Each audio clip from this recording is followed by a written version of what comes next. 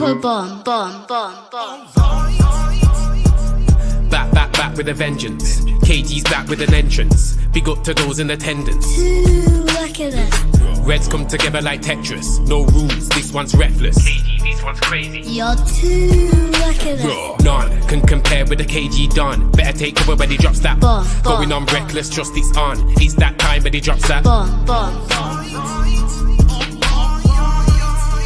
I said drop a bomb, Dad.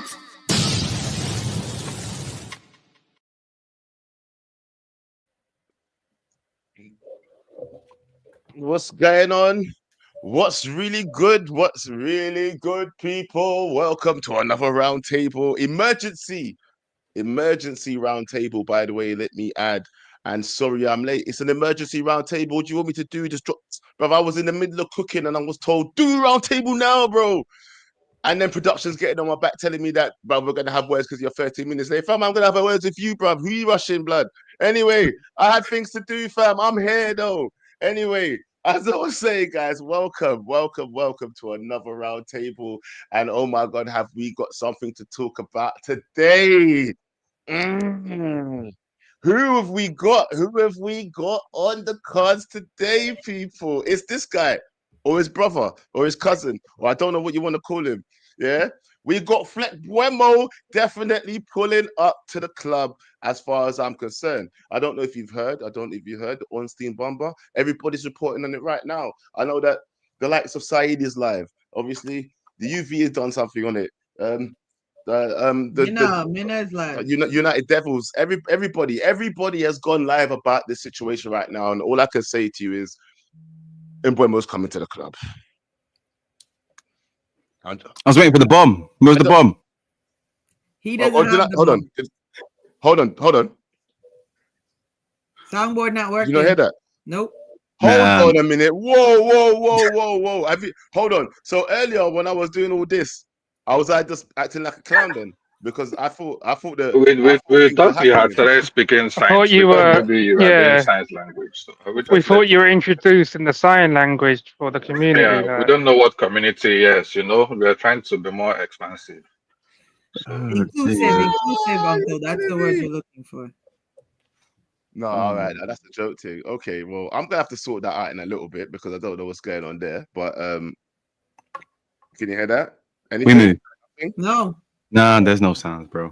There's no sound coming from your forget it. I'm not. You know what? Forget it. Who cares? Just have to give a little clap. Hold on. Do you know what I've got? I have the sounds that are on here. Hold on. 1 second. Yeah. That's calm. Yeah, we heard that. It will do for now. But anyway, guys, look, let's talk about it. Mbeumo. Who's excited about this? Who's thinking this is not really a big deal? Because do you know one thing I do want to say, by the way? Yeah. Do I need to, before we get into it, I think that we are getting a little bit excited too quickly. Yeah. First of all, he said he wants it if we can strike a deal. There's no deal that's been struck yet. Yeah. Let's just everybody calm your blood seeds down. Yeah. Everybody told me to go live quick and everything like that. But let me tell you this. I'm telling you right now. Can Manchester United strike this deal? How confident are the panel about Manchester United striking this deal right now? People want me to be Mr. Positive.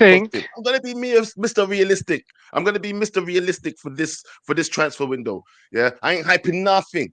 Yeah, tell me, people, what you think. Sorry, panel, please go. I'm going to bring in people. You know what? And this roundtable is going to be a little bit different because I'm going to bring in people because we want to hear what you guys have to say as well. But yeah, go on. Joe, I think Uncle should lead on this one because I remember he wanted him from last year. I think we were doing a scouting video thing, I think I was throwing hate on Mbeumo. I said we're big Man United, but we're going for players like Mbeumo. But then he proved me wrong by getting the GA he got this year. So I think it's only good and best if Uncle leads this one.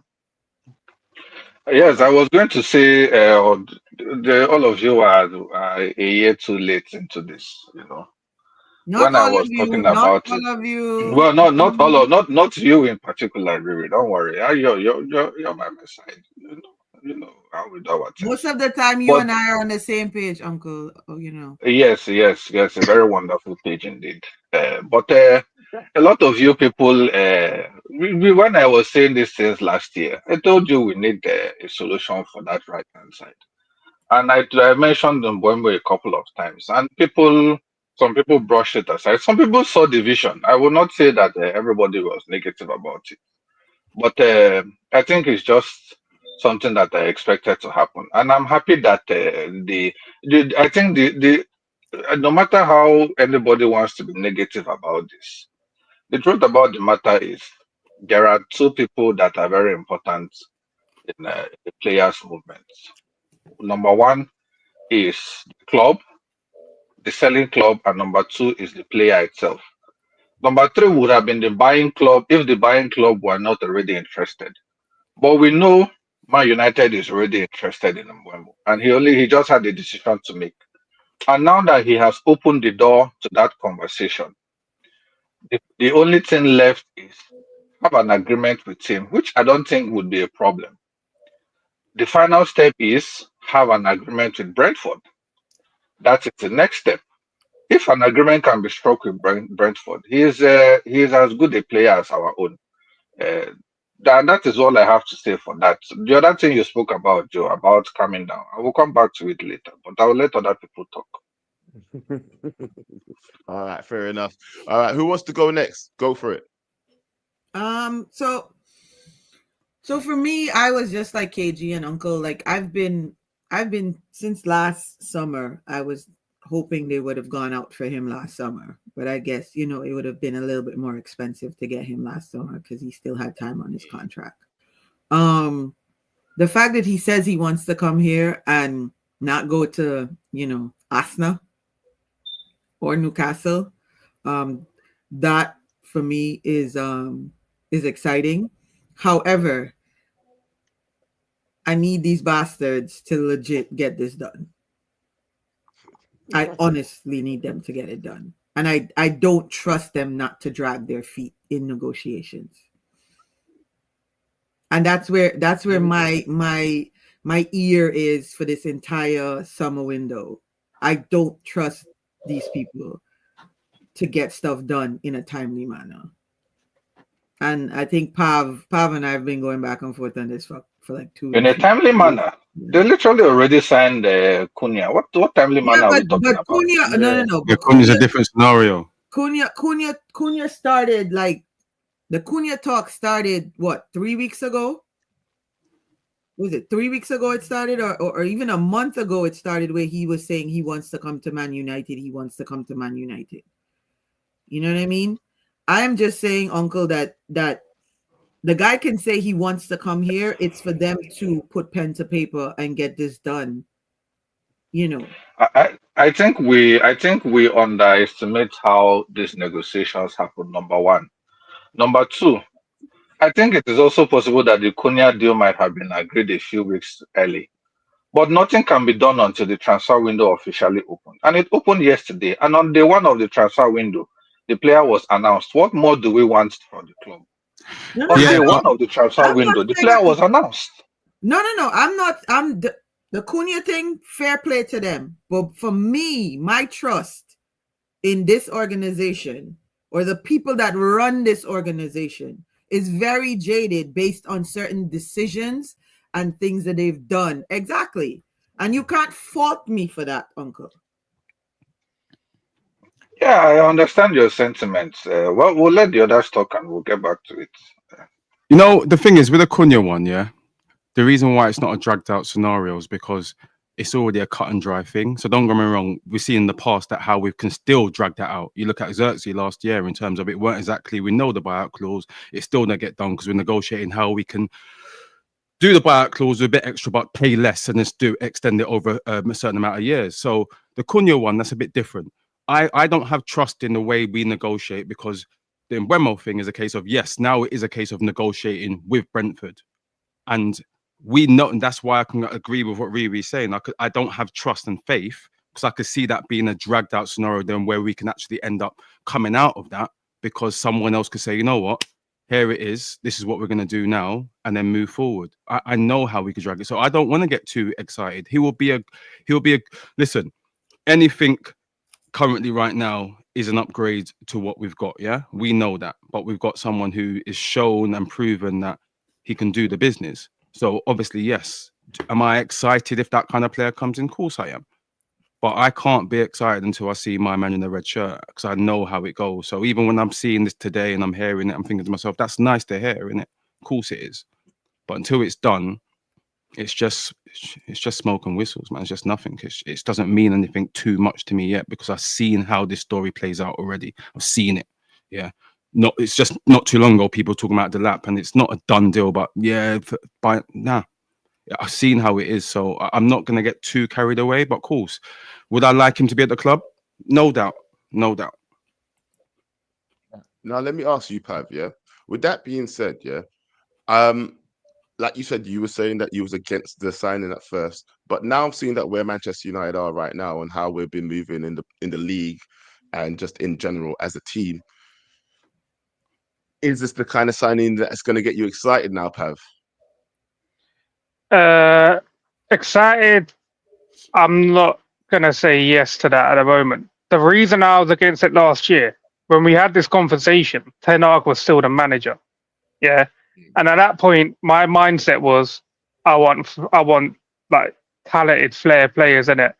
I was sick and tired of seeing dead players at this club. But now we've got Ruben. We're pretty much buying players that's going to work the system that he's trying to implement. So that's why my mindset changed. And clearly, Mbeumo has been playing that system at Brentford, like in the front three, obviously with him, Wissa, and I think the other guy, Shade. There's a guy called Shade there. Can't remember his first name, but yeah. And at that time, I weren't looking at these sort of players, and that's why I'll say we're big Man United. We should be going for the top players, isn't it? But Mbeumo's proven himself. He's got like over, what did he get?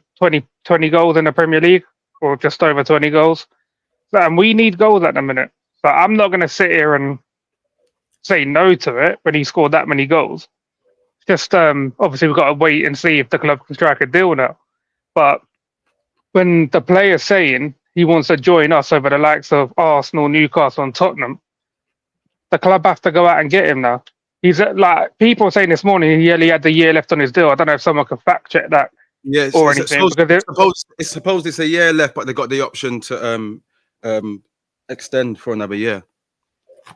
Okay, but yeah, even say like he's got a year left, and we're offering say 50 mil, maybe some add-ons. I'm okay with that. The guy's got 25, can give us 5 years, and hopefully get some goals in it. But like, what if we want the same? What if they want the same? Because you know what? Funny enough that you started talking about price, because that's where I was going to lead the conversation to next. Yeah. What do you think is a reasonable price for him? And what if they want the same price as Cunha? Because I already think Cunha is slightly overpriced myself. But, you know, it's the Premier League and you're going to have to pay what you need to pay in order to get where you need to be in it. So what if it's 60 to 70 million they're asking for him? What then? If 60 I can deal with, but 70... it's a no for me, bro. I'll be honest. Like 70, I'm not 70 mil. 70 mil is you've got to be talking like huge numbers, isn't it? Like I'm sick and tired of spending 70 mil on players who ain't getting you the 25 plus per season, isn't it? Like Mbeumo's obviously had this one season where he's hit the 20 plus GA mark, but 70 mil is a little bit crazy, isn't it? And then obviously you got AFCON as well. In January, he'll be gone. We don't know for how long. People saying Onana will bring them back home quick. But yeah, like if we're spending big bucks on a player like that, I need that player to be available in the important part of the season. So I don't know. 60 would be my mark, and that's including the add-ons as well. Like make it if you're gonna play 50 plus like 10 add-ons, make like the add-ons achievable or something over time, innit? And again, like I said as well, though. Sorry, you go ahead. Yeah, like I said, and if he does well, then he's basically paid off his fee for us, isn't it? At the moment, all I care is about getting back into the Champions League because we need it consistently. To keep building the team, you need that consistently. You know what? Yeah, people are saying that he's only got 1 year left, but remember, they've got the option to extend, so they could just add a whole nother year onto that weight. So let's not just say, They oh, they we've did it only with the no. keeper that they sold to Arsenal, didn't they? They sent him on loan, but also extended him for a year before Oh yeah, Arsenal went Raya, and innit? paid Yeah. 30 mil. Who, Flecken? No, David Raya. Raya. They did that with Raya. They sent him out on Oh, okay, loan, okay. but then extended him for a year, and then Arsenal still had to pay like I think it was like 30 mil for him or something. That's what I'm saying. But So yeah, they I think they 50 is a I good extend. deal wouldn't for go both higher parties. than 50 though. I personally wouldn't go higher than 50. 50 for you, yeah, Riri. Go on, Yeah, you speak on it now, Riri. Actually, go on. huh? I said no. Sorry, you speak on the No. pricing I was situation. saying I What would you? wouldn't go higher than 50. Like Okay. to that point, And that Pav made, like we need to stop like overpaying for players. It's got us to the situation that we're in now where we're like literally having to sell one of our good players just to get money to buy players because our wage bill is so high. You know what I mean? And we cannot get those players off the books because our wage bill is so high and nobody wants to buy them at the price that we have to sell them at without losing. So I think going forward, we have to buy smart. We cannot be throwing money at players or throwing money at clubs for players. This is why I don't trust it, Riri. This is why I don't trust it. Feasible. No, I hear it. That's why I'm saying. Because it's going to be a negotiation But you thing. see, this is why we need to see what the club does, right? So, like I said, all of this, the Man United wants the player. They clearly would have said something to him for him to consider his options and say, you know what? Let us open let me open the door to Man United. The player, Man United did not sit down and fold their arms, and the player just woke up one day and said, let me choose Man United. Man United must have been talking alongside other clubs. Whatever Man United has said excited him enough to open the door to talk to Man United. Now I want to see how Man United deal with the club, because I think the players part of this thing will not be too much of a problem. It is the club part, and like we said, it's a 1 year. He has 1 year left, but the club has an option to extend for a further year, so it's as good as a 2 year contract. So let us see how the club deals with it. But I think my major issue in all of this, especially with people uh, like this Joe Blackman, you understand? I think there is and understandably so. I think there is a level of pessimism that we tend to carry around Ineos. Now, while I don't agree with everything they have done, I think sometimes we beat them with some sticks that they don't actually deserve. And I said the same thing last transfer window. Hindsight is a very wonderful thing, but by the time that transfer window ended last summer, a lot of us Well, agreed that that was at least a Uncle, 7/10 Uncle, I'm transfer just gonna window. say this. Uncle, one Hmm. thing, one thing. Let me before you continue. I think Ineos are doing well, by the way, with transfers. I just wanted to point out that a lot of people, you might be saying like this Joe Blackman, but I actually believe in Ineos doing well in the transfer window. No, no, I ain't but lying. what you said was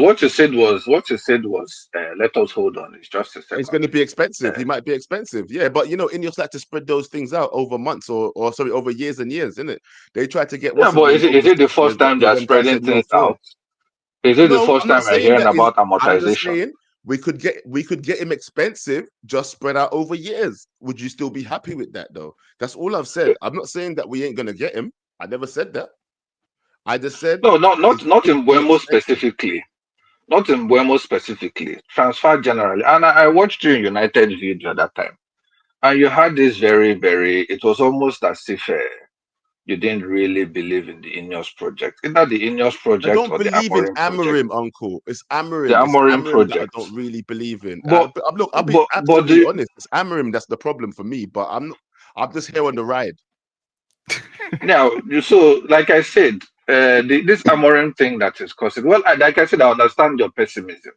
And I am not going to dissuade you until you see proof. You don't understand. You might need to see that proof. But I think even though we failed at the final hurdle, I think what Amorim succeeded in doing was to put the skeletons in place, was to put the structure in place. And now they are bringing in individuals that will play that style of football.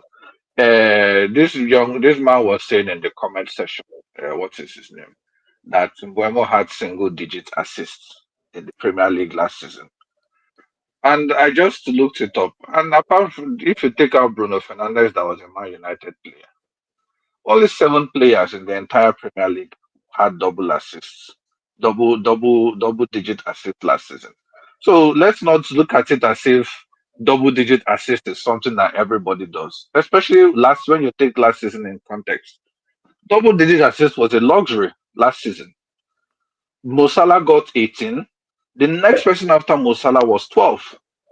To show you how difficult it was for people to get double digit assists. So it's not like we are going out there, or do you want us to go and sign Mo Salah? Do you think Mo Salah will leave Liverpool to come to Man United? So I think Mbeumo is a fantastic player. I think Mbeumo and this boy that we just signed, Cunha, they are fantastic tens for what Amorim wants to do. Remember, the vision is people that can hold the ball and drive with it. They can hold the ball and drive with it. Both of them are good at it. Both of them are good with long range goals. They are fantastic with long range goals. Let us not forget. So imagine having 2 tens that can drive with the ball, that can create, but can also score. What else are we looking for? Can't wait. But Uncle, I can't wait. I can't wait. Uncle. What kind of money would you go up to get him? That's what I was going to ask. I think if we can, I am looking at 50 for me, and that is because we know that would you they walk have away from it enough. though? But would you walk away? Would you walk away if they said higher? You're supposed to go 55 or 60. 55 is not bad. I think once it begins to go into that 60, once it begins to go into that 60 territory, I think there has to be some very clever finance about that. Maybe 50 plus 10 add-ons, or something like that. But I wouldn't pay 60 outright. I definitely will not pay 60 outright. Because I can see it happening though. Let me just be quite honest with you. I can see that reality happening where they're going to ask us for 60. Whether we could barter them down or not is a different story. But I can see that being a reality where they ask for that kind of money for him. Like, can you not really see that, Uncle? Pav? Oh yes, it's doable. Please. But then I think there's a different kind of pressure when the player is quiet and the club is doing the negotiations. But if Man United agree with the player, and then the player starts putting pressure on the selling club and says he's not going to another club, he only wants to go to Man United. What is the club going to do? Risk losing him for free? Or but then, Uncle, you're under the illusion. You're under the illusion that, don't get me wrong, we're not behind closed doors. Of course, Man United is a big draw for him. But let's say, for example, we pull out of the deal, and you still got Champions League Newcastle, you still got Champions League Tottenham, whoever that might be, looking to pay that money. Let's not get it twisted. He's not going to be like, I'm just going to stay here. He's going. He'll go somewhere else. But that is you saying him pulling out of the deal. My point is, if we agree on the deal with Mbuemo, and Mbuemo is satisfied with our terms of agreement, and now it's only Brentford that is left, I believe Mbuemo will put pressure on Brentford to let him go. The biggest worry I have with this deal is, like, obviously I'm seeing reports of Thomas Frank being linked to Spurs. Yeah. And Mbeumo will be first on the list. 100%. That's why like when I read the Newcastle, Arsenal, and Tottenham, I'm like, we probably need to move quick, because the next few days, if Tottenham sack Ange, Thomas Frank goes there, he can persuade Mbeumo to come if we're taking too long to sort out a fee. Mm-hmm. That's why we need to move a little bit fast as well. What Riri was saying. Stay in London. You can stay in London. I'll give you Champions League football. Come with me. I'm your papa. As long as they don't drag it out, because the window's open now between now and the 10th of June. So if we could get the deal done before the 10th of June, I mean, that'd be good for us. It reopens on the 16th or something again, but I like for it to get in the next 10 days. and then see So what. do you think if the one question, do you think if they have a fully fit Dejan Kulusevski, Mbeumo would want to rotate with another player when he can start in Man United? Because But Kulusevski was one of their most he'd play important over. players last season. He was one of He their was most playing in front important of players. Son. He was playing in front Joe. of Son and Richarlison as well. No, but that is not Mbuemo's preferred position. Mbuemo's preferred position is the right.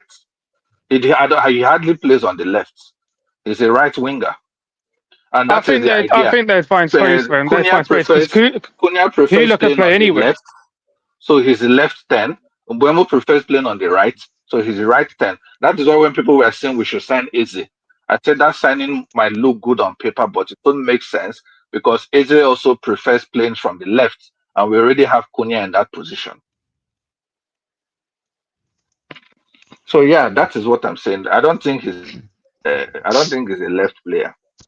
Joe. No, but Joe. what I would. I was just about to let me welcome Peter to the show as well, everybody. I'll put on my camera real quick because I'm working. Yeah. Put me on full no screen. problem. Put me on full screen. What's full screen? Go on. Listen. What you think? If this guy joins, yeah, with Cunha and Mbeumo, 21 is coming, and I don't mean about Anthony, and I don't talk about Anthony. Yo! I leave and I'll get back in a second. Oh God, dropping bombs like that, you know? Oh my days. He left. Let me go back to the. Hold on, I'm on the wrong. Not right screen. Okay, there we go. Right. This is what I'm saying to you guys, though. The excitement of that kind of front line, I understand, innit? Yeah, I get it. Yeah, but that's still what I'm saying to you, people. This is the next thing that I was about to put into this conversation now, because everybody's like, "Oh yeah, we're adding this, we're adding this, we're adding this." We're also extracting Bruno Fernandes. Yeah, the influence that Bruno Fernandes has. Are we though? Okay. In all honesty, Riri, I believe so. Yeah, I'm gonna live in the reality that that's what's gonna happen for now. If I'm being honest with you, because that's fair. That's very fair. I mean, it's out there. You know, every other tweet. Well, I'm not on X, but every other tweet that's dropped in the group chat at this point is it's inevitable. It feels like Thanos got the glove on, his, and it's inevitable. impending move. Yeah, no, it's gonna happen soon. Yeah, I feel like it's gonna happen soon, and I can see why. And I'm not against it. By the way, everybody, I'm fully not against it. I can understand every single reason why, and I even feel like India should be kind of pushing him towards the door as well. Say, blood, we kind of need this money. Can you hurry up? Yeah, you'll get it. Like, to move on. This is the last greatest assist. I saw this in the chat. The last greatest assist for us. He's not a single man, bro. Give us the money. He's not a single man. He's not like you. You mean by single? I never said by being single. So this is the greatest assist. No, because that's how you talking. You talking like you single. Like if somebody comes in and says, "Yo, I need you to pick up your stuff, pack your stuff. I'm gonna give you XYZ to move to the United States." You ain't gotta have that discussion with somebody else. Oh yeah, but hold on. First of all, we ages of his kids is down here. Yeah, so I'm not talking about his kids, bro. Yeah. His wife, about his kids. Right? His wife, yeah. So the discussion with his wife is, can we go? If she says yes, then it's good. You know, it's a little 3-4 year project. We're gonna be minted for the rest of our lives. Notice how you said if she said yes first. Yeah, but she's gonna say yes though. Come on, she's been following. Listen, I'm not being funny though, Riri. Is she not been following him every year for his career already? It's just another step in the career, babes. When we're done, we're done. I think you guys don't understand the cultural difference of living in England and going and living in the Middle East. Cultural difference, bro. Like, I don't even understand if you guys understand what that is. Like, yeah, but let me. What's the young guy that just went out there? He can live on a different island. He can live on a different island. Hold up. What's the young guy that just went out there that he was? What, Duran? Duran literally, just because of the cultural difference, he lives 2 hours away from his club brethren. Yeah, but that is all other players do. It's not only Duran. But that's It's what not I'm only Duran. saying. Let It's us let us drive, brethren. It's not a come on. problem. These players don't have to drive themselves. Let us not pretend like these players have to drive themselves. It's not United Kingdom. I'm sure they have No, Uncle, chauffeurs I'm and all not these even. people that drive them. You went all the way there. That's not what I'm saying. I am highlighting the culture. The A cultural 2 hour difference in drive. terms of moving. The But let me the let two me hour paint, let me drive for paint the another money he's picture. on. I don't know And why what Let me paint anyone another would picture. complain. Let me paint another picture. Let's say Bruno runs out his contract in Man United in the next couple of years, and another club outside England offers him a job or a position. Would his wife say, "I'm too settled in England, look for only clubs in England," or would they take the other club? I'm saying, Because if they're going to take another club in really, the next 2 years, when the children are a bit grown and have settled for extra 2 years. So what is this she's conversation we're in. having now about the She's in cultural for the change? long ride. Yeah, Uncle, I'm agreeing with you. She's in for the No, In long another ride two in the years, he first might move place. no. countries I'm anyways. telling you, going to Spain from England or going to Italy from England and going to Saudi Arabia from England or Yeah, but they're anywhere not in living in Europe that Saudi you're Arabia. accustomed to, We know don't they're not living in downplay Saudi that, Arabia. Uncle. Do not downplay that. Don't downplay it because you're I am not downplaying it. That's what downplaying it. you're doing right now. I, You're I am not downplaying it. But look downplaying it. how there's a reason why most a lot of them don't live there though, and not only that, That is the point I'm trying obviously to the make. likes of Cristiano Ronaldo get special treatment. Obviously, he's got his own little village or whatever, yeah. But what I'm getting at is people have been getting special treatment, and they've been living outside of that area for There is that. already a community of non-Saudi players forming outside there. There's already a small, albeit a small community. There's a small community there, so No, it's not like he's going to be alone. Number one, and like I said, it's not like these players are driving uncle, themselves that 2 hours back and forth. I'm not uncle. saying Bruno should First go. of all, that Duran Hmm. that Duran thing is not true. Al Nassar confirmed it's not true. So he lives with his wife. It's not true. Simple. And So we are getting angry over rumors that have been confirmed to be not true. What So did my you just point say? is, while I'm not What did you downplaying, just say? he said what you said about John Duran is not true. That Al Nassr has confirmed There it. were rumors. There were, but Al Nassr denied it. And now I don't know, they may be saying it to save face or they might actually not be true. My point still remains. John Duran is one example. John Duran is a young boy. He's not anywhere near Bruno's age. We have seen a few other more mature players that make good decisions. I'm sure Bruno will do the due diligence he has to do before deciding on whether he wants to go or not. But if he chooses to go, which is what it's looking like, then he should go. I don't see why we are worried about his adapting in Saudi Arabia if he accepts the call. Are we the one packing his load for him? I don't understand. Are we helping him move his belongings? Is any of us teaching his children in school? What are we doing here now? I think you're misunderstanding me. I'm not here saying I don't want him to go. That's not what I'm saying. I'm saying be realistic. That's what I'm saying. So if you want to Well, we are nitpick being the words realistic. that I'm using, let's get the English dictionary out because what did I say? I want him to say. What I am saying is that you have to look at all the variables. Devil's advocate, innit? It's not not a Exactly. done deal, innit? So Exactly. Oh, but we know that. We I'll know tell you, Don't bring it down to minuscule um uh, um conversation about driving his car or packing his clothes. That's not what I'm saying. Don't downgrade this conversation. No, I get what you're saying. The family, this is a bigger thing beyond him. Family is involved as well. We have also seen players that did not move because the family didn't want them to move, or they moved to a certain country and within a year the family said, no, no, no, we are not comfortable here. We want you to leave. We've seen all those things. but We are not downplaying it. My point is, we don't know what the family is saying.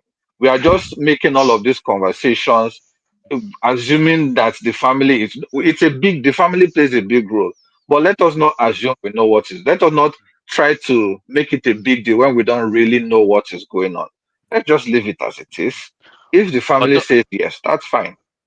Don't you think that Bruno looking at Cunha and Mbeumo thinks like there's a chance? I'm a crackhead, yeah, but he's a crackhead as well. Like he still Bro, thinks all I'm he can saying, bring the club to the top. yeah, Peter, And all now I'm saying is don't let's put all our eggs in the Bruno basket. That is what I'm trying to say here. Like I am Nah. legit trying to say, you know, don't just put all the eggs in that one basket to say, oh well, yes, Bruno's going, we're gonna get 100 and whatever for him. Then we're gonna take that and we're gonna flip it and buy XYZ. Because then people will get disappointed. And if it doesn't happen, then people are out here being Yeah. like Wow. XYZ. No. That's all No, I I don't am care. saying. I'm not that person. And in I do not reality- ever like But you know what? until something kind is of would done, like the then reality I'm with like, Bruno. yes, we have the 100 Yeah. million or whatever. It's not done. It's not. I don't think I'd be upset completely if Bruno stays as well, by the way. Do you know when them ones where Oh. like I would like to sell him. I would like to sell him to get the money, yeah. But in all reality, I think the manager would do worse without him next season. If he stays, I think the manager does better next season than he would without him. That's I don't think honest the belief. manager will do I worse. know. I can't, you know, all I'm gonna say, obviously, I'm not Mystic Meg and I can't predict the future or nothing like that. But it's just my belief is that he would do Why would you better think? than Why without would you think he will do worse? Why would you think he will do worse? without I want to Bruno. hear your reason. Yeah, without Bruno. Well, because he's already got the team set up around Bruno. His the way he plays with Bruno is the team is Has kind of Bruno. he? And Has he? I'm just saying, I'm uncle. I In my don't think opinion, so. the team is without Bruno. We're trash. Without Bruno, we're trash, I don't, innit? but And losing but that is goal. that? Hold on, you asked me a question. Let me Go finish. ahead. We didn't even Hold on. Go we're ahead. 15th. Sorry. Go Let ahead. me, let me just finish it. Yeah. Let me just say, if with Bruno, obviously, yeah, we know we're getting a certain amount of goal contribution, whether it be assists, whether it be goals. Yeah. Now, without him taking that out of the team, that's a whole level that we've dropped straight away. So we're hoping that the collective that we're bringing in can also bring that GA back and add to it without him. But there's not a guarantee. So that's why I'm like, I would think he would do better with him than without him. But anyway, please. Yeah. So you're very right in terms of the fact that the statistics tend to say that this is what Bruno brings to the team, and then without him, uh, these things will drop. But I think when you're putting it that way, you with the Bruno's goals and assists this season, we finished 15th, right? To tell you that the problem is not that Bruno is not bringing goal and assists. There is a bigger team problem, and that is what we are trying to fix. And fixing that problem, if it means moving Bruno ahead, obviously you can only work based on what you hope will happen next season. Even with Bruno here, we are still hoping that things get better next season with the new signings, with or without Bruno. Of course. So But this is what that I'm is saying something though, to but it's consider. better to add Now, to. It's better to add to rather than hoping that they can replace. Do you understand when I say that though? It's better to hope that they can add to what we already have than to hope that they can replace and then improve but upon do you think what we had before. Which is no guarantee. do you know what I think? I think that a lot of things are not going well, especially in that midfield setup, because Bruno has been given a free rein. If you have a an Mbuemo and a Matheus Cunha, Bruno will not have that freedom of the field that he used to have, and I think it will stifle his game. A lot of times, Bruno is given the free rein because the coach knows that other players are terrible and they can't do anything. If we have proper players, Cunha would not want Bruno to be invading his space, and Mbeumo will not want Bruno to be invading his space. So what happens? Bruno is sitting at the base of the midfield, or maybe playing the box to box midfield role. Would that suit Bruno or not? We don't know. Playing there long term, because we Yeah, see that but towards the end of the season, the manager actually started playing him in the eighth position and playing Casemiro and Ugarte in the Europa League in that base position. So we don't really know, but I don't think. I think if you're talking about taking out Bruno and suddenly losing the goal and assist, then you should also consider the goal and assist that the other people that are coming in are bringing. You understand? And the dynamics of play with and without Bruno. I would rather a proper box-to-box midfielder that knows how to play a box-to-box midfield than Adam shoehorning Wharton. Bruno in the box-to-box midfield role. By the What way, name I'm did not you saying say, he's not Peter? sterling, by the way. Adam Yeah, Wharton. go on, Peter. Well, if we Adam can, Wharton. if you have Hold on. mass, How much do you think that guy's gonna cost? How much that is do you what I'm think that saying. guy's gonna If cost? you have ski masks, then maybe we can pull it off. Ski masks and a few tools that we can use to get No, the stop money it. to afford him. Stop it. This ain't Niger. We can't pull up like that. We can't pull up like that. Like what? Like Uncle Don't say it said, pull twice, up, bro. you Don't know? say it twice. Uncle said pull up. He said We're pull pulling up. up, bro. Nah, If we what could, is that but about budget, these man? are the kind of things. Look, the thing is, we got to pull him out of Southeast London as well, so we could probably pull up like that. So, but here's the thing. Here's the thing, yeah. I honestly believe, yeah. By the way, that was like a hypothetical thing. I don't even know if it's hypothetical because Riri was trying to put some actual sense in there as well because it's not a done deal that Bruno's actually leaving. Yeah, because if he turns around and says no, he doesn't want to go. Yeah, because all the arrows are pointing to yes, he's going to leave. But if a U-turn happens and he says no, he's not going to go, then we do have to think about that reality as well of him staying in this team. And Joe. to me, I'm not going to lie to you, for the manager to do better next season, it's actually better for him to stay, is my opinion. And then build around that and sell all the other bums that he doesn't want, because the manager actually wants this player. Yeah. So if you could sell the Garnachos, if you could sell the who else is the Rashford, the Rashford, the Sancho, those kind of Sanchos. those guys, the Antonys, yeah, all the people that he doesn't actually want to raise the money and keep the guy that he does actually want, that would actually be a better scenario for the manager, I think, for next season than rather than sell his star player that he actually really wants to keep. And then, because he's the only one getting big money. Yeah, sure, as well. Sell that bum. Anyway, but all that, and Onana, let's not forget Onana. We could raise the same kind of money for selling all those players probably, and maybe tiny bit more. Yeah, but that's Joe, what Joe, I'm you're saying. forgetting something. Go for it. If he doesn't want to go, why are you allowing your agent to go talk in Saudi? Why is the club? I get it. The club are saying we want to keep him, this and that. Why have the club not shut it down? Said he's not for sale we're talking about whatsoever. both sides. We're just talking about both sides, Pav. That's all I'm saying, innit? Yeah, because we did bring up Telling you now, the club's sitting there waiting to lick their lips, bro, of that bid incoming. They're waiting. Yeah, the club you can won. look at both sides for Joe. You can look at both sides for other players. You're talking about selling these other players. Onana said, "See you next season." If Onana says he's not going, what do you think? What do you want the club to do? To be fair, Bayanda said, "See you next season." To be fair, you understand? Uncle, I don't think anybody. I mean, some people maybe. Let me not speak for the entire fan base, but I don't think the majority of the fan base thought we would be having a goalkeeper conversation at the end of this season. I think there's a lot of people. Yeah. We saw it from last season. Yeah, this was not terrible. Onana's Last first season was season of shit. blunder. I wish acting like true. he didn't do the same thing last season and single-handedly dumped us out of the Champions League. Okay, but nobody over the summer last season was saying, yes, we need a goalkeeper. Everybody was like, No, I actually thought we would need a goalkeeper. We would need a goalkeeper. I did, because I know on a couple of occasions.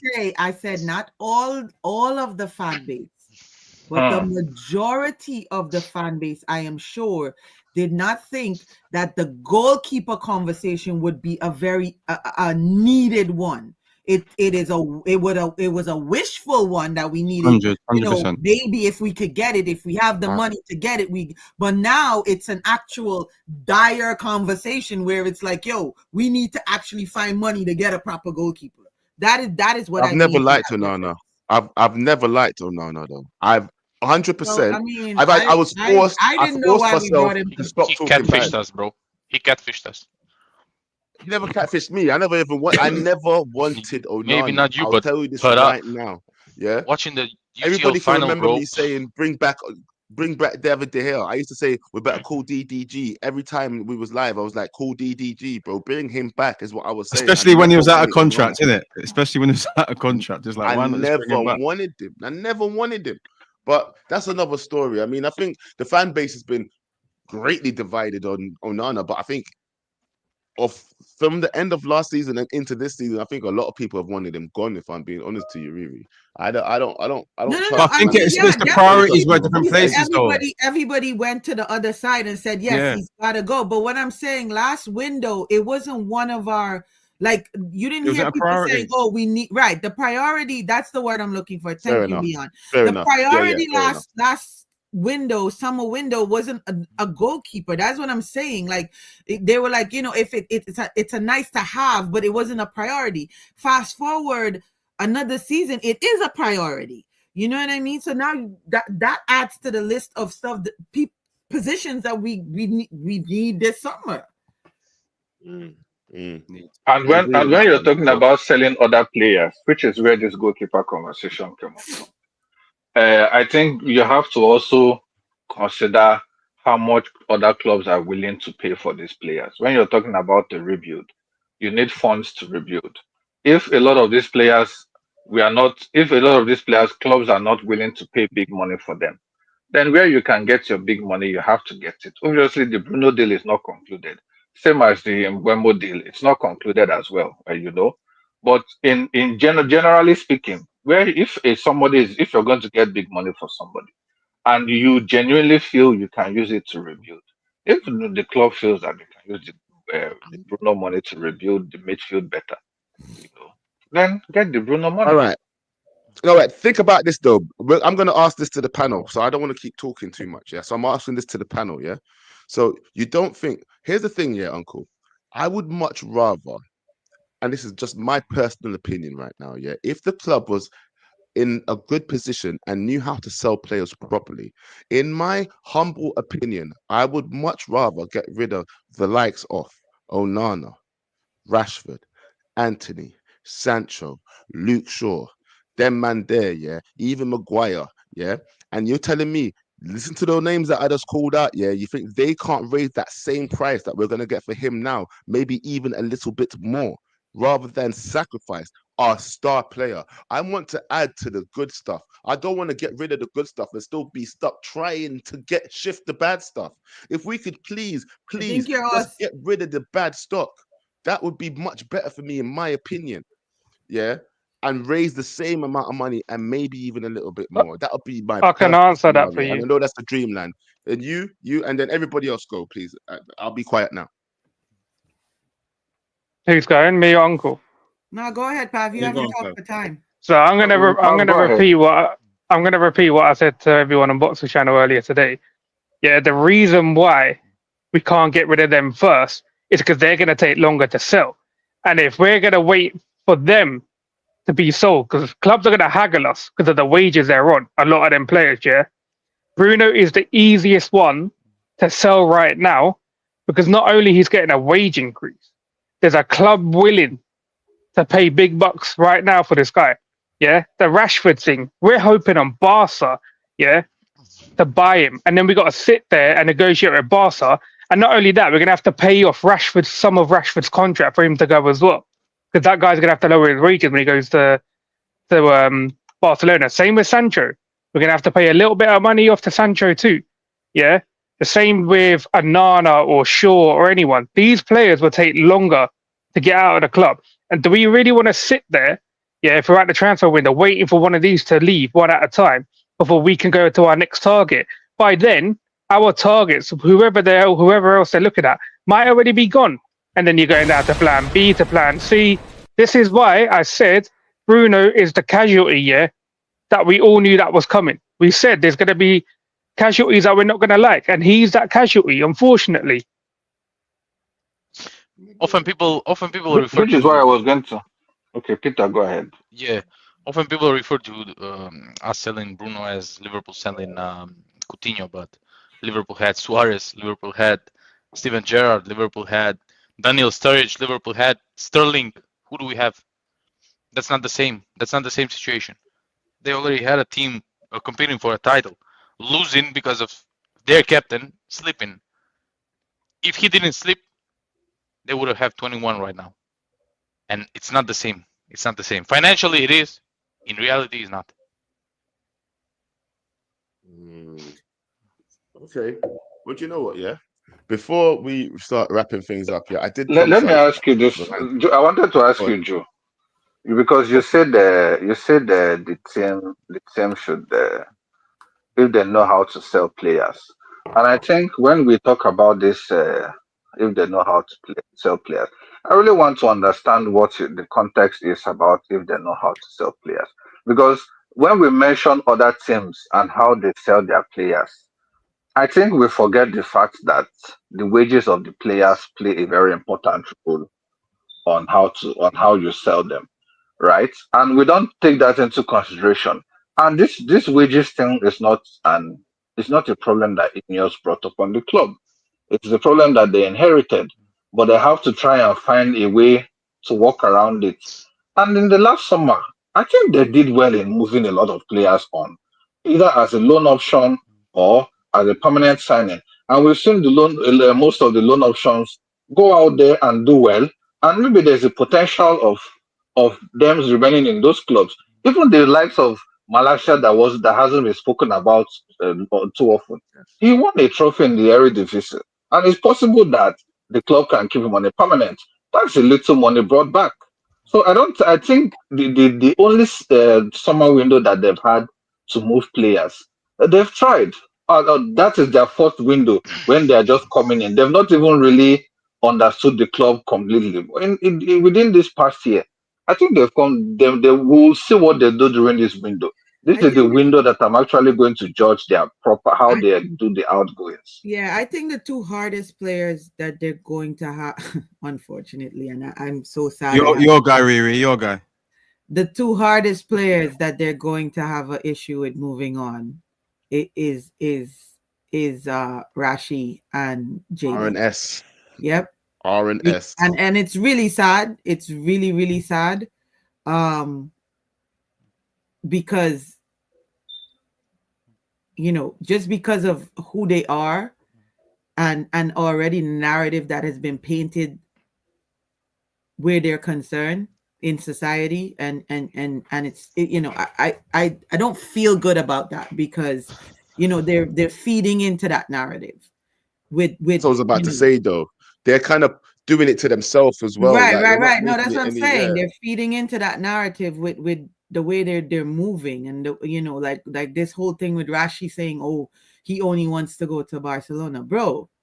Like, come on, man. Like, seriously, you No think leg you're to that stand on. caliber of a player? Like you're right, like you're there, like you're Barca credible, like so, and then Jaden and all the shit that he said. There's no way Jaden can come back to this club. No way, with all the stuff that he said, and said it publicly. So I think with the outgoings, I think those two are going to be the most difficult for this regime to get rid of. Like to Uncle's point, I think Malacia has proven himself elsewhere, and we might get a little bit of money for him.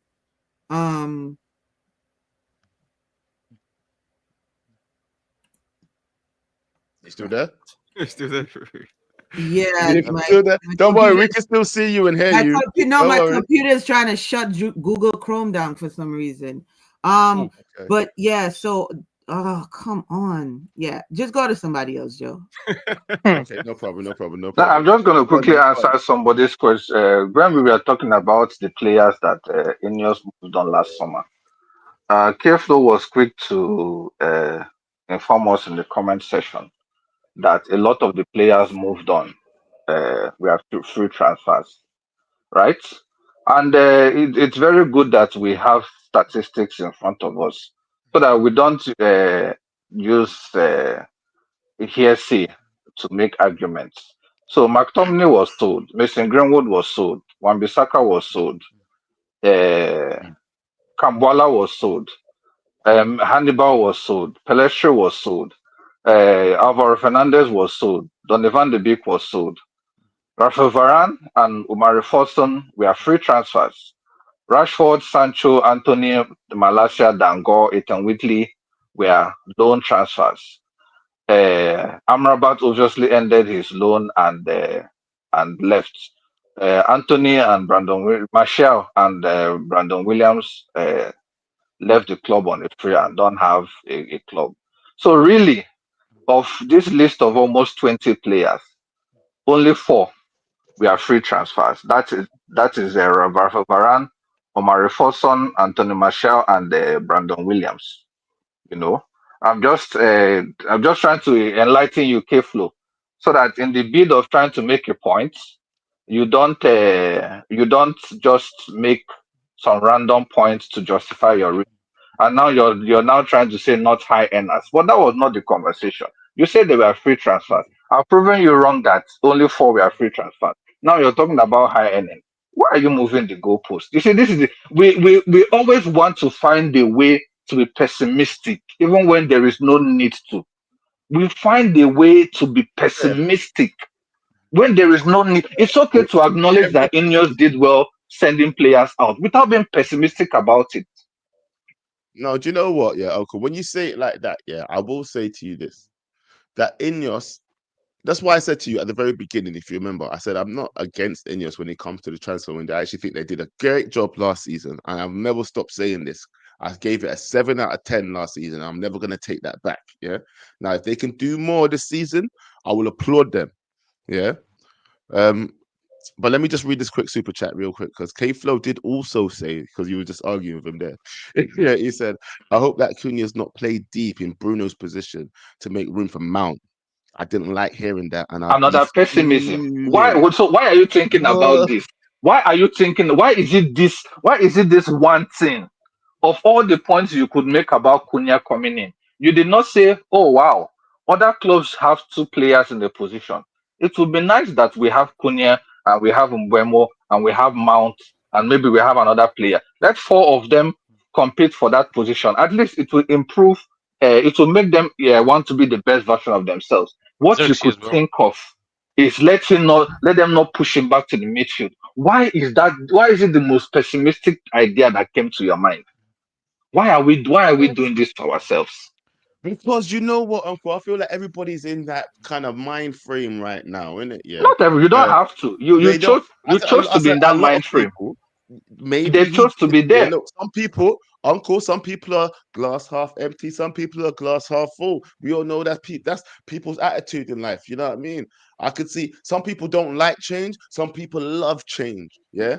For me, change is an everyday life thing. Yeah. You got to prepare for change and you have to just roll with the punches for me, innit? Yeah. But some people, they can't stand it and they But get it's not even that, Joe, as well. It's the fact that anxiety. Yeah. people Go seen on. a sample size of sometimes what can happen in it. So I understand what Uncle's saying. I do get it in terms of like why not just look for the positives out of it, blah blah blah. But it's only because when you can see, now I'm not an Amarin out kind of guy, like, but when you can see decisions that are being made sometimes, that's something that can pop in your head thinking, I could actually see that happening. So even when I read that comment, I thought to myself, you know what? That's not beyond reality. Do you know what I mean? I can For imagine that happening. Amorim in particular to do. We have been mentioning all season that what Amorim needs in his 10 are people that can drive with the ball. And you think he has finally gotten somebody that can drive with the ball and he will now move him Uncle, in the field. Uncle. See, once again, you're taking it literal. I'm not saying, and even my man's not even saying that either. No, He's but just no, like but he no, in but his he mind, literally it's like he mentioned hopes. Cunha. He He hopes. literally mentioned Cunha. Yeah, You but understand? then You might not be saying it but then you literally. have to realize sometimes that everyone's gonna sometimes you. I get what you're saying about pessimistic, but sometimes he's just hoping. He doesn't want that to happen. He's not even saying that's gonna happen. He's like, you know what? Because realistically, we do need to let it breathe. And you're right. He needs someone he needs his tens to drive, but at the same time, he loves Mount. At the same time, sometimes Yeah, he's got his players yeah, who wants yeah. whatever. So I that's thi- why I can understand why he's saying that. He's saying that, you know what, that better not happen because that shouldn't happen. But I'll let you go, Uncle. Do your thing. no, no, Ruru, do you want to say something? Or who is that? I think no. What I was going to say, Uncle. I think what Leon is saying is right. I think you're taking K Flow's his sentiments literally, and I don't think he meant it metaphorically, where he's trying to say that we've seen other coaches come here and have favorites and play their favorites over other people who could have done better in that instance, and he's basically saying he hopes that doesn't become a situation again, that we're caught ourselves in. I don't think and I know Kay because I speak to him offline, and he's not literally saying that. He's metaphorically saying that, this has happened in the past, and he Also- hopes it doesn't again. Also, I would strongly disagree that he's a one-season wonder. He's produced the last 3 seasons. He's produced more numbers, more GA than the player everyone is crying about leaving. Like, how will we replace 18 GA a season in the Premier League? Like, Mbuemo had last season, he had 17. The season before that, he had 16. This season, he has like how much? 26, 28. Well, Bruno, the Magic Man, had 16. Then he had 17, and then this season he has 18. So we're talking about numbers. Well, this guy is producing more numbers than the guy we're all crying about, and he was the second guy behind Ivan Toney last season and the That's season not what I before was that. saying. I was saying though, bro, this is what I'm trying to say to you. It's not. I'm not trying to say, are we going to replace it? Yeah. What we want to do is add to that, not replace that. Is what I'm trying Yeah, to say. of course, but everyone is crying about the 16 GA a season. Everyone, like, I don't understand if he leaves, okay. If he says, okay, I'm in two chairs, No, sitting on 2 chairs. I'm so glad I don't play FIFA, bro, because this GA talk is so. I'm not fucking playing annoying. FIFA, I can. but not does he you, produce? Peter. I'm not talking about you. No, no, I'm no. just saying this GA conversation started up this season. I started hearing about this fucking GA. But everyone is talking about the Goals GA. and assists. Everyone is talking about. No, I know what it Except means, me. bro. But prior to Except this, me, because I've been emphasizing the style of play that the manager wants. I have been emphasizing it. But everybody keeps saying GA, how many assists did he? And I've been hammering it. Watch the manager's style of play and look at how the players that are being brought in fits into that system. And that is what you're going to be seeing. Every player that is brought in for a purpose in that style of play. The structure has been set. Now it's the players to come in and fill those positions. If people I'm keep sorry. talking about GA, Whoever says GA, who said GA is not important yet? I swear we've been crying about not having enough goals, negative goal difference 3 years in a row, but now GA is not That's not- important. That's what I'm saying, I'm bro. not saying it's not Pav, let important, Brian, but after Pav and Uncle, let Brian talk. Yeah, he just come to the show. yeah, Welcome, let me Brian, just by the way. quickly answer. It's not that GA is not important, but some people are hammering it way beyond what it should be. If a team cohesion is fantastic and players are playing the way that they are meant to play, GA would come naturally without you having to force it. It's a very simple Liverpool adapted their style under the slot. GA will come. where's that You from understand? now? Why is he in the GA chat? is He's very. not on Do you know why I say GA is very important? Do you know that Tottenham was one of the GA is not that Tottenham was one of the highest scoring teams in the league this season that just finished? Do you know that?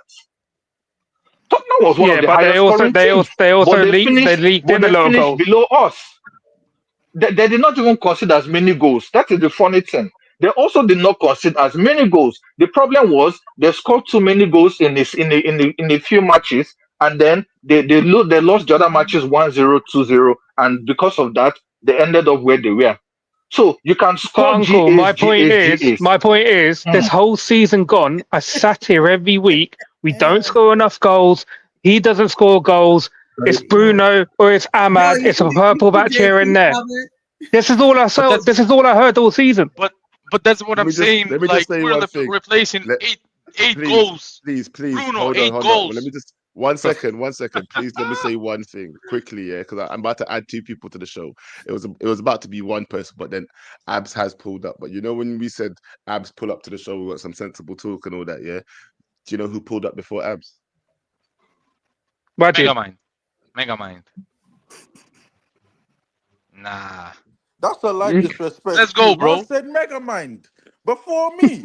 Nah. Hey. Didn't see you in the chat, bro. Didn't see you, bro.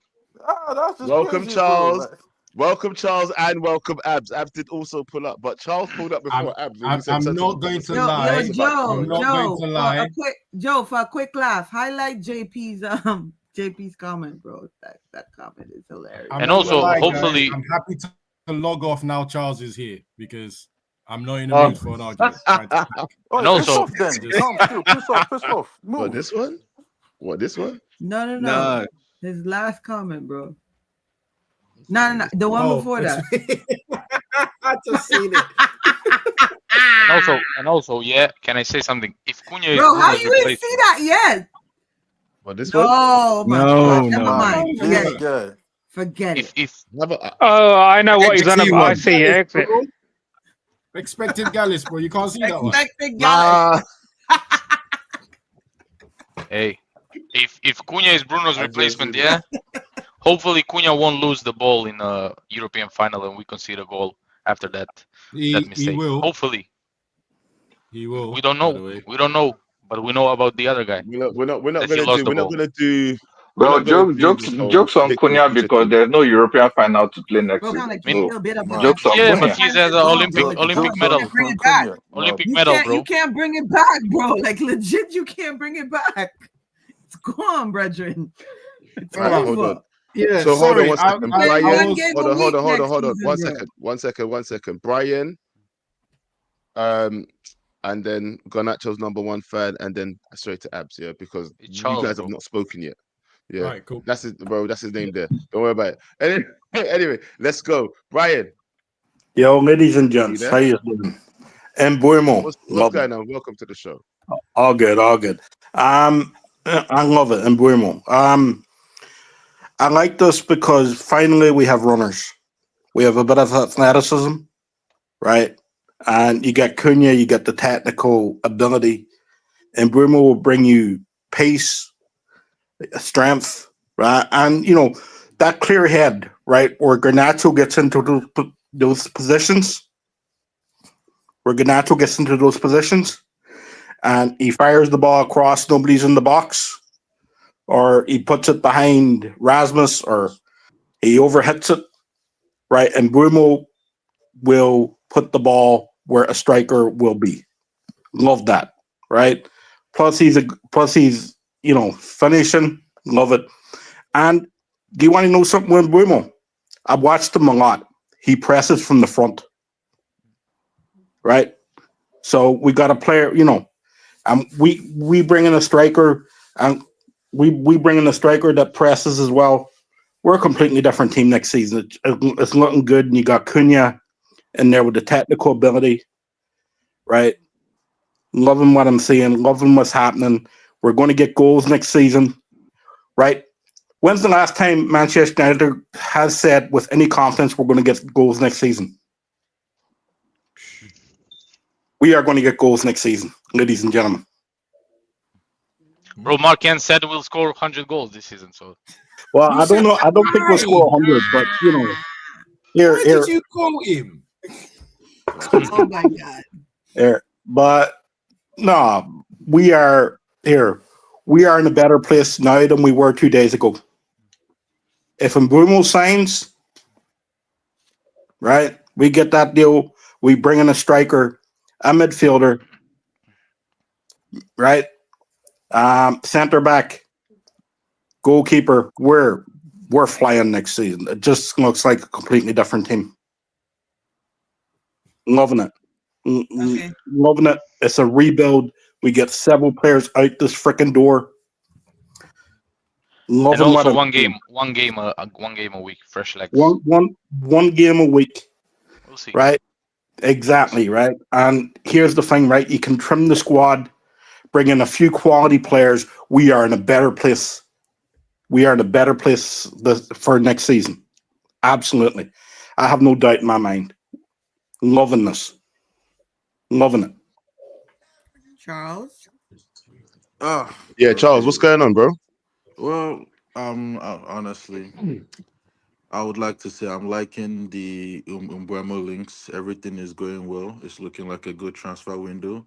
More so, I like that according to reports, the transfer isn't really related to Bruno staying or going. So whether Bruno stays or goes, Mbuemo is coming. But that also raises the question: if Mbuemo and Cunha are tens, where's Bruno going to play? But that's another thing. Maybe he's learning Arabic or something. Hopefully. Um. Arabic? That's Yeah. a new language. Huh? Arabic is a Arabic, new language. Arabic. I mean, if that's how you Uh, pronounce it, that's calm still. I mean, Charles, I you don't know it's know. all love, bro. Like, yeah, like I don't really, I don't know. I don't really care. Just send him. Arabic. You say What Hey, is that else? aerobic? hey, Joe Arabic. Blow, Go I put a video in the chat for on. you if you want to play it. Trust me, Hmm. Say that 17 again, sorry. seconds on, you're gonna enjoy. Uh, can I finish what I'm Can't saying? hear Go you. ahead, go ahead, go ahead. I'm sorry. I'm Oh, sorry, Charles. I'm it's sorry. it's I'm so it's sorry. calm. I was lost for a minute, but it's all right.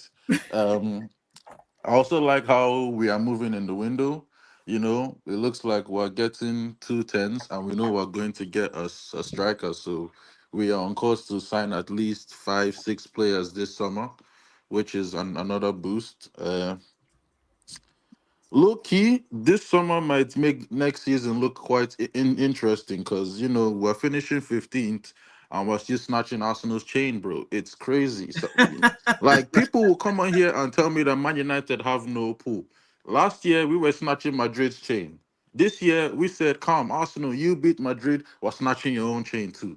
We're just moving Don't like But don't that. forget Newcastle and Tottenham as but well. Charles, the Yeah, but thing I is, don't yeah, really rate them. Newcastle be trying to have beef with us. I'm not even hearing it. And Tottenham are Charles, just living our life. the thing is, our name, like only our name, like Man United, not the club. Our name Hmm. holds more weight than the whole Premier League combined. Exact, brother. It's different. That's why when people be What are you? saying we, Why, we can't Joe? attract players, broski, I'm I'm Our I'm I, I, name, almost holy name. brother. I'm I think almost you people are convinced. missing a big picture here. What is the big There is picture? something you people are not seeing, right? Now, let's assume because we obviously don't know, but let's say in the next few days, Bruno's future will be decided within a week because the players have a deadline to register for the World Cup, Club World Cup. Hmm. So Bruno will have to make his Oh decision early. yeah, You understand? is that team in the Uh-huh. Club World Cup? Yes, they want him to join the Yeah, Oh, team that is in the Club okay, World Cup. So he okay. has until the ninth of this month to make up his mind. Now, Mhm. that being said, the if the picture Ineos is trying to build right is Liam Delap has made his choice, right? We need to get a proper striker, but in order to get a proper striker, the striker will look at what Man United has been and did last season, and it's like there's nothing here for me. Like, what is going to happen? Is it Ganacho that can't even that can't find a striker? Is it him That who is is going to? But then look at it in a few weeks' time. They approach a striker like a Victor Seaman, and they tell Victor, look at this package. You're in front, behind you is a Cunha and Mbuemo. On the right wing back, it's an Ahmad. On the left wing back, there's a young boy that is green, but he has potential, but he can find you with the ball. You have four players behind you as a striker willing to supply the ball to you. Even if we are not in the Champions League, you can make a very convincing argument to any striker that if that you man suppliers are like triggering me. Cunha, Mbuemo, Ahmad, and Dogu would work for him. That is a wonderful four players to play behind a striker or to try and provide assist for a striker. So look at that. Look at it that way as well. Can I be honest? I think we're gonna say Yokora is not even Osimhen. I mean, this is me as a Nigerian. I don't think Any Osimhen of them. cares who. I don't think Osimhen cares who plays behind him. But that financial package has to bang. He's not hearing like, oh, Cunha. He don't care. He is like, I want 15 million net. You can have you can have Ganizi playing center back. I want my money correct. So I think he's going to go Saudi. I think between Gyökeres and who else have we approached even as a Mateta, as a joke? maybe. No, Mateta. No, Mateta. No, that kid in Bundesliga that they said we're about to snatch from Arsenal again. That Arsenal's other chain. What's that Which kid's one? name? Oh, Sesko. Yeah. We were linked to him. Yeah, they were talking about Man United could get him. So if we sell Bruno, that's a lot of money. So that means we could, probably satiate Amorim with his star boy striker, or we could just have bare peas to spend on like an Etikite or a Sesko or whatever for no reason. Like striker market is expensive, but there are people out there that we can go for. It's just money. Money. Okay, Abs. All right, sweet. A couple of things were said that that sparked my interest to even come on the show. Joe, I feel you. I think Pav did give it the answer. I really wish we were selling other useless players first rather than Bruno, right? But I do understand where Pav's coming from in terms of he's the only viable asset we can sell other than Ahmad. And by the way, quickly, because Garnacho is a viable asset. I think that a lot of people. Literally about my next sentence was about him. It's gone freezing cold about him leaving. Have you not noticed that? That's not even rumors going on. Yeah. It's freezing cold. So it almost looks like no one wants him now. Probably because of his actions. Didn't I say his behavior is going to be a problem to get rid of him? I think 2 roundtables ago I said this, Abs. Yeah, I think 2 roundtables ago I said this. Yeah, the biggest issue with him is that there's rumblings at Napoli. That's the biggest problem. So, I mean, it seems like Conte is staying, but you never know when Conte doesn't get his way. So God knows what's going to happen there. So probably that's why they don't want to invest at the moment. And yeah, I obviously they're probably trying to figure out what they're doing Osman as well. But yeah, seems to have gone freezing cold with my man, and that's a bit of a worry. Sancho's there begging Chelsea for the transfer. I hope that goes through. We get the 25. And then just needs to sign the check. Bro. And then as for Rashford, I have no idea where his ego is. Like I can't even understand where you've been the last 3 seasons. You're asking for only Barcelona. Like you're even gonna start when you get there. I'm so baffled by that. You know what's so crazy? The one player that everybody has been dogging all season, he's actually got interest from 2 major clubs. If X is anything different. To go by, not Anthony Rasmus. Oh, Anthony Rasmus. Who? But I'll be honest with you, right? When? I'll be honest with you, Wee, right? Send him. I don't care what the offer is. Send him. Yeah, I mean, I agree with that. But I'm just sitting there as an Inter fan, yeah, you get smashed in the Champions League 5-0, and the first player that you're being linked to in the summer is Rasmus. I'll sky the whole football team. I'll sky the whole. Nah, send him. That's tough, bro. That's tough. I'll sky the whole. I'm not being a fan. What exactly is tough? Packing his bags or booking the flight? What part of it is a tough part? Could you imagine? I don't understand what is tough. I'm just saying. Could you imagine him trying to throw into the bags? He'd probably be missing. Rasmus has interest. And yeah, there's one more. There's one more thing. Drake Ridley. It's just one more thing. Oh, sorry, it is about the GA. Guys, I cannot understand anyone complaining about more goals in this team. I cannot understand it. Yes, I agree. GA is being used too much, but sometimes you need it to shut people up. Right? Yeah. I've never been Bruno's biggest fan. But at the end of the season, I look at his numbers and I go, Abbas, you just gotta shut up. You just gotta shut the fuck up. This guy is still performing. As much as you don't like him, he's still delivering.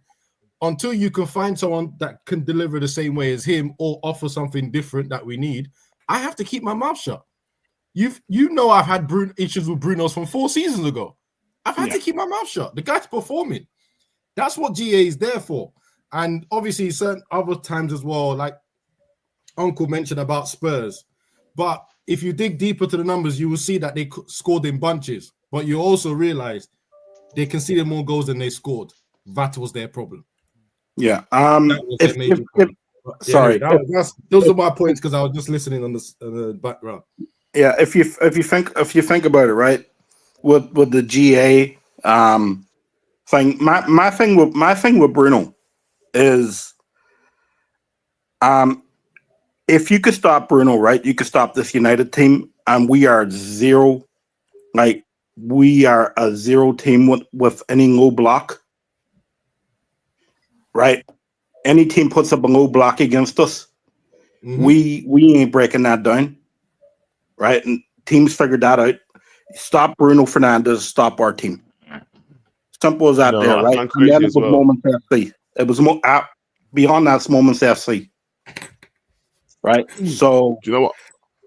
Do you know why I find that crazy as well, Brian? Yeah, because we play a low block most of the time. So how the hell do we not practice how to break down a low block?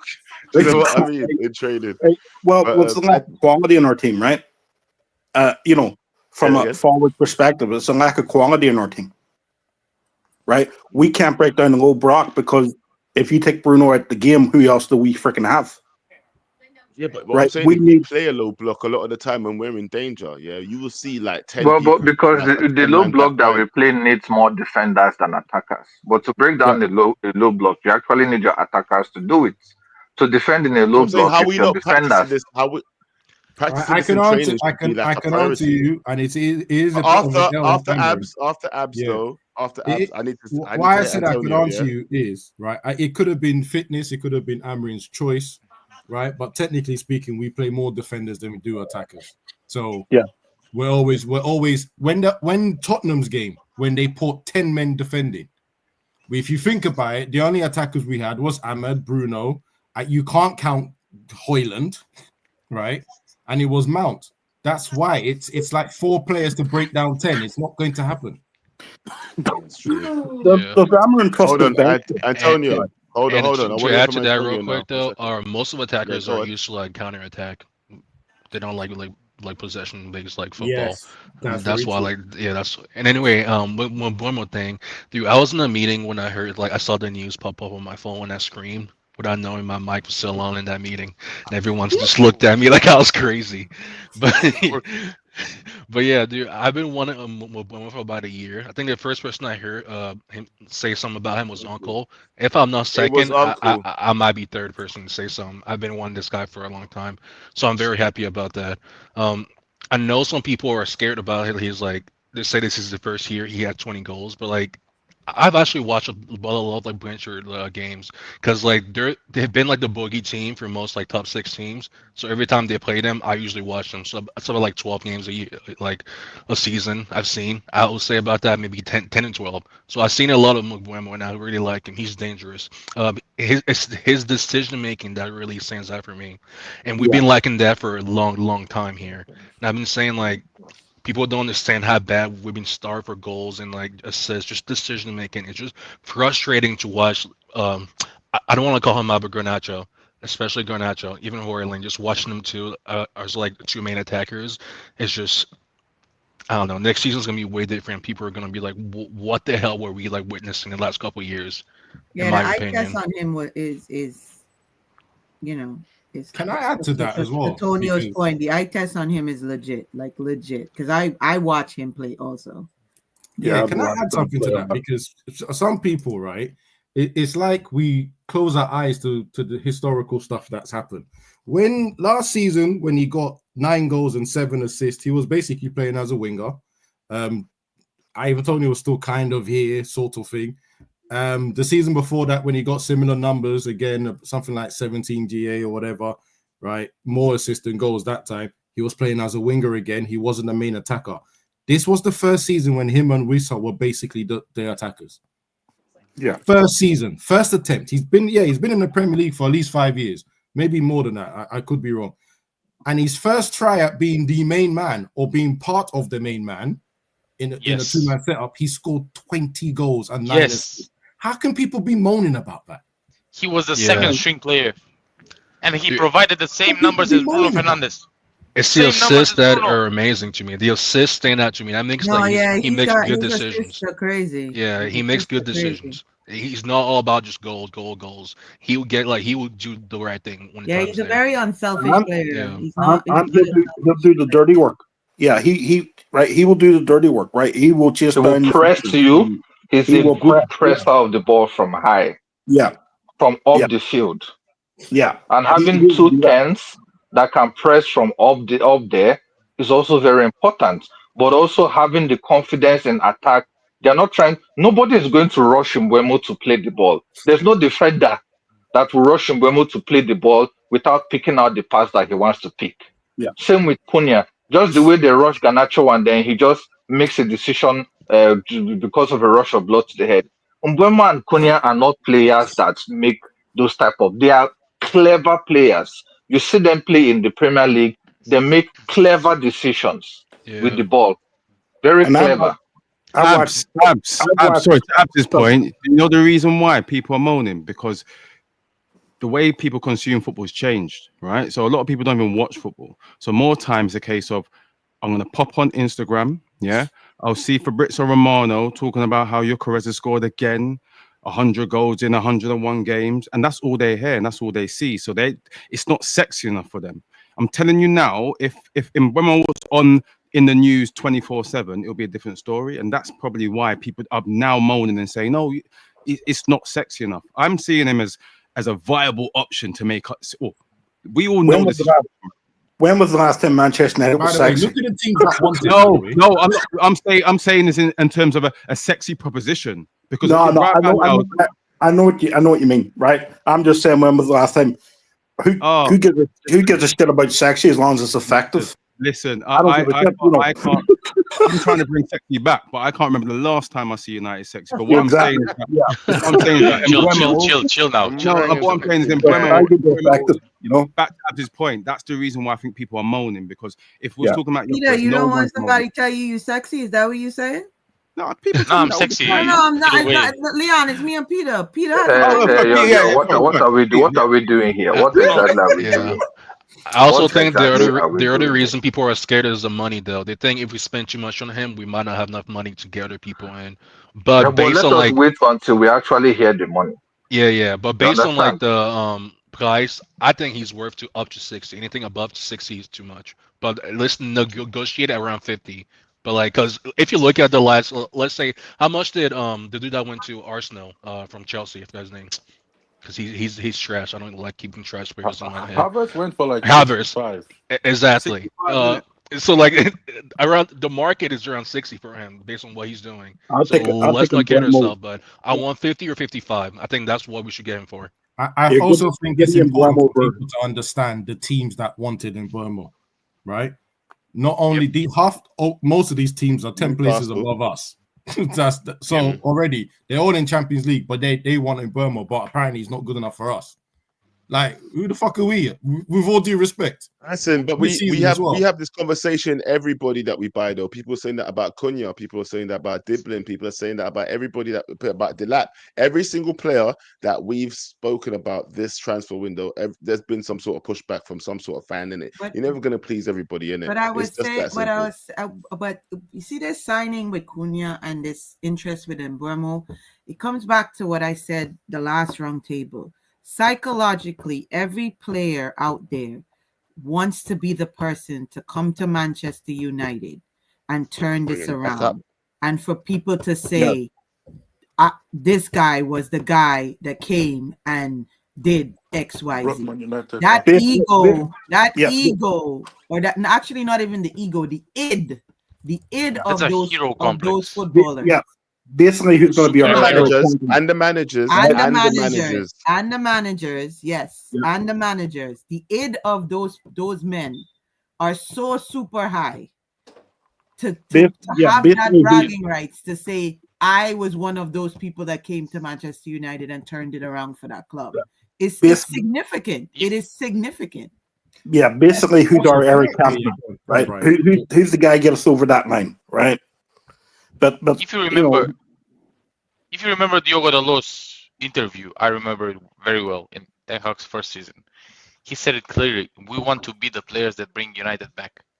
Unfortunately, they brought us to 17th. Last game of the season, we were 15th. But they have the superhero complex that they want to be, the guys that saved the particular club or whatever.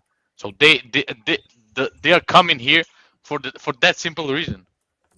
Even though we're a big club, It's not a they bad want reason, though. By the way, No, that's not a a bad bad reason. It's a great reason. It's not.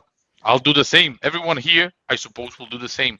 Yeah, but we have to factor in the we are paying like a lot of more wages than usually most clubs will too. So a lot of like these players came in for the wages, but I'm optimistic this time because we're actually going around the right age range. Because before we were going for players that are like way past it, and then we were like, oh, let's bring him in, big names, or we'll go for players that are like way too young, like we did the last couple of years. But like this is a right range, like where you want to buy players that like. So that's why I'm optimistic, but we'll see. Give me here. Which Give, is give why me I a, remember. Right? I'm also going to add Yeah. two things real quick. Yeah. One, we've always said we wanted to sign players that want to play for Man United. Both of these guys have just proved that they want to. Two, a lot of this high earnings that people are talking about, there's bonuses involved. So obviously, Cunha, everyone was talking about 200k. 40k of that, or is it 50k of that, is bonuses. Guess what? If he's doing what he has to do and he's getting the goals and assists on the pitch and he's available, give him that because it would be better for it anyway. If he's rubbish, he ain't going to earn that money.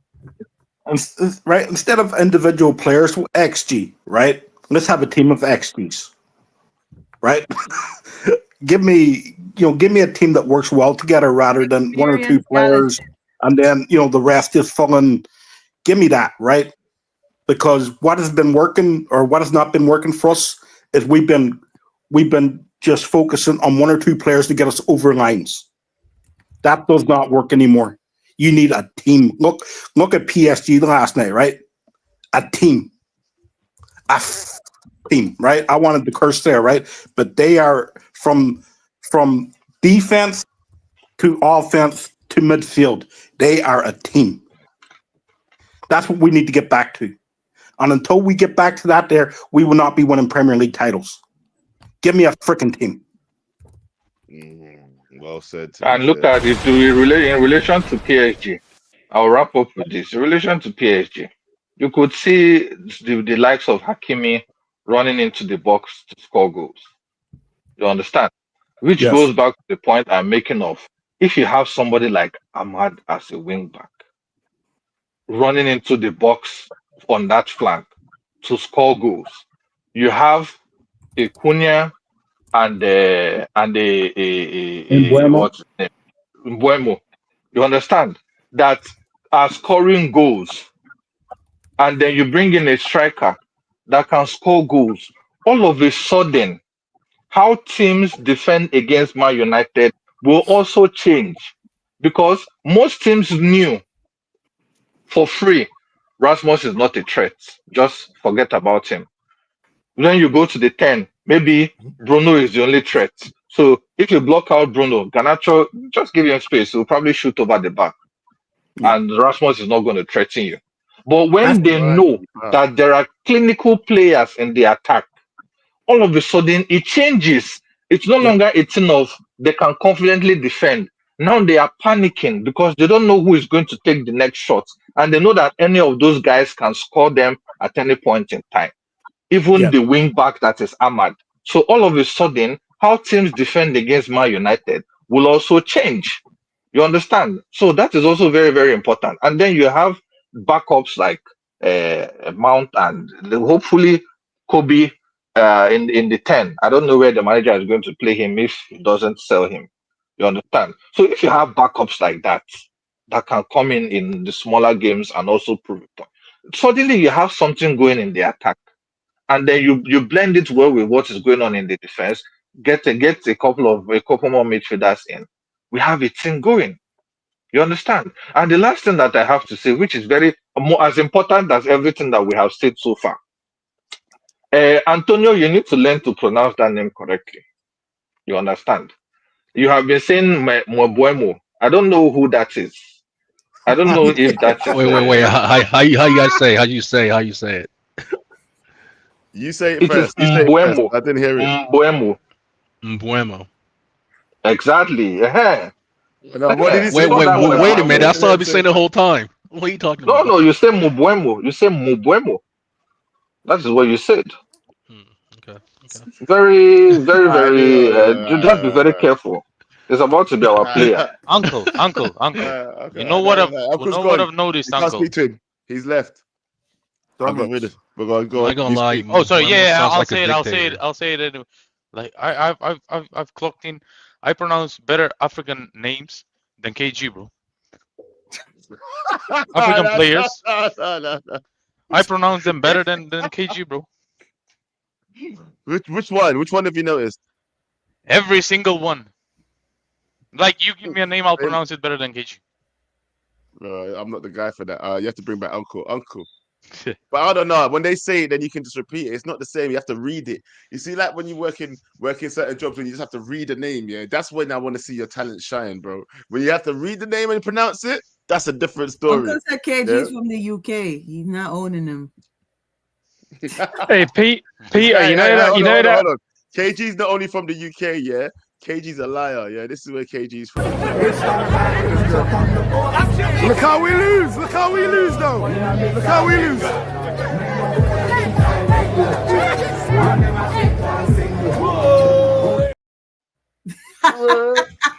Hey, Peter, can you pronounce the name of that guy? You know, there's that video clip of that guy with a very long name. Not the one Lex. Oh yeah. No. That's a fun. Bro. Oh, that was fire. I can't lie. That was a good day. I can't wait for the upload, Listen, bro. I can't wait for the video, like the vlog. it's coming. Yo-Yo's working on it right now as we Wait, speak. man. Quickly though, let me go to Antonio. In fact, yeah, go to Antonio now. Yo, Uncle said bring him back, Joe. You kicked him. I'm trying to wrap up the show, man. Uncle, what do you want, man? Uncle, what do you want? Where is that video coming from? I just really want to understand. That is from the Unity final. That's after, So we won Jamaica after all the mouths that they made. And KG did not see any Nigerians to celebrate with. Nope, he went. It is Jamaicans. Jamaicans, Brendan. It was a. Listen, do you think that? Don't make any excuses for him. Do not, Mr. Joe Blackman. Do you think the Nigerians were partying like us? Do you think Nigerians? Mr. Joe Blackman, what I will not take is you making any excuses for him. Hold on, do you hear because you people were there. Look how we lose. Look how we lose, though.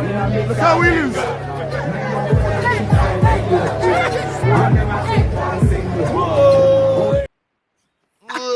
Like the fact that they were celebrating a loss.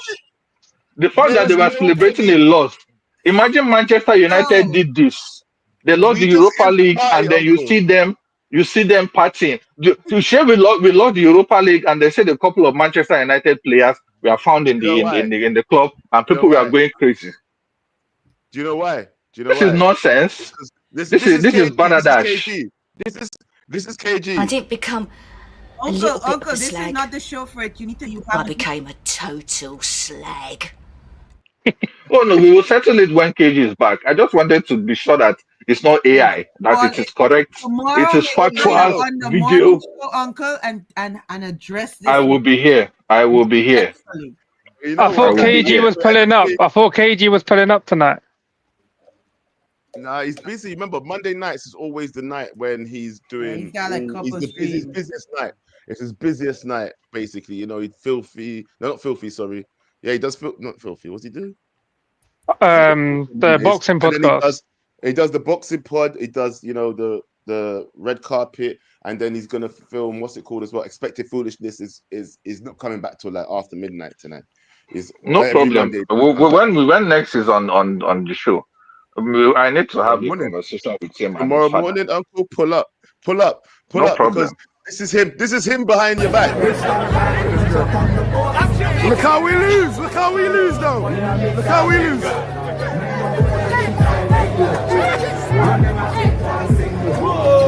Drop a bomb. Back with a vengeance. KG's back with an entrance. Big up to those in attendance. Look at that. Reds come together like Tetris. No rules, this one's reckless. KG, this one's crazy. You're too lucky that. None can compare with the KG Don. Better take cover when he drops that. Going on reckless, trust it's on. It's that time when he drops that. I said drop a bomb, Dad.